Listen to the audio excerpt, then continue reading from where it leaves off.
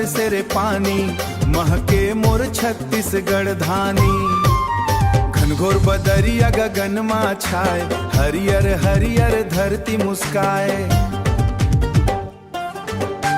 धान के रोपा हा लहराए, गांव के गलियन खुशबू समाए। मोर संग चलना रे संगी, बरखा में भींज ले आज।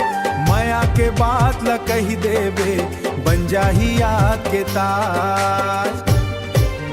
रिमझिम बरसे सावन पानी, तोर माया लागे सुहानी। हाथ में हाथ धर के संगी, गावन प्रेम कहानी। अरे झूमे खेत नाचे डार, कोयल गावे तान। तोर संग मोर जिन गानी, बस यही मोर पहचान। नदिया कल कल गीत सुनावे, पवन ह धीरे धीरे गावे।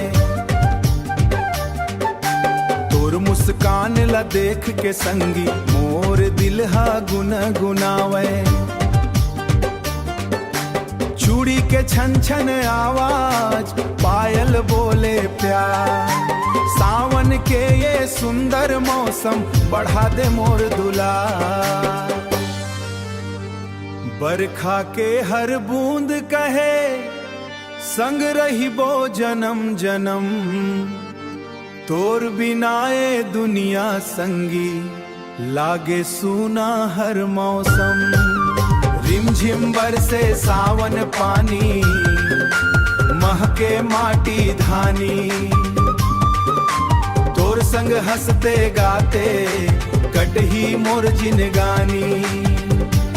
ओहो रिमझिम रिमझिम बरसे माया के पानी। छत्तीसगढ़ के धरती गावे, अमर रहे ये कहानी।